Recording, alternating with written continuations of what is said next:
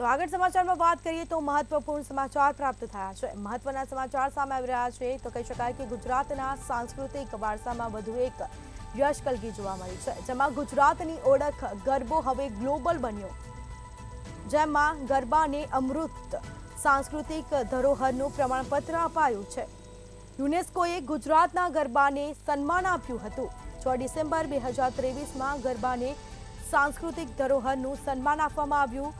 યુનેસ્કોએ ગુજરાતને વિવિધ રીતે પ્રમાણપત્ર અર્પણ કર્યા છે, તો વિધિવત રીતે આ પ્રમાણપત્ર એનાયત કરવામાં આવ્યું છે। સાથે જ કહી શકાય કે ગુજરાતની ઓળખ ગરબો હવે ગ્લોબલ બન્યો છે, જેમાં ગુજરાતના સાંસ્કૃતિક વારસામાં વધુ એક યશકલગી જોવા મળી। સાથે જ યુનેસ્કોએ ગુજરાતના ગરબાને સન્માનિત કર્યા છે। સાથે જ કહી શકાય કે યુનેસ્કો ગુજરાતના ગરબાને સન્માન આપ્યું હતું। તો 6 ડિસેમ્બર 2023માં ગરબાને સાંસ્કૃતિક ધરોહરનું સન્માન આપવામાં આવ્યું। તો ગુજરાતના સાંસ્કૃતિક વારસામાં વધુ એક યશકલગી જોવા મળી છે। ગુજરાતની ઓળખ ગરબો હવે ગ્લોબલ બન્યો, જેમાં ગરબાને અમૃત સાંસ્કૃતિક ધરોહરનું પ્રમાણપત્ર આપવામાં આવ્યું છે।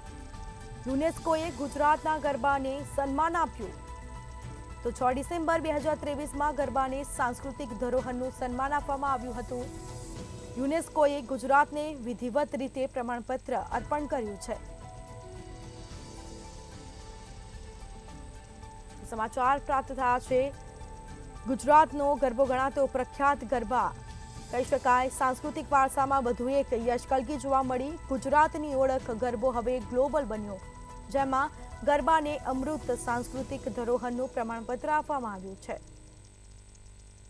તો યુનેસ્કોએ ગુજરાતના ગરબાને સન્માન આપ્યું। 6 ડિસેમ્બર 2023માં ગરબાને સાંસ્કૃતિક ધરોહરનું સન્માન આપવામાં આવ્યું હતું।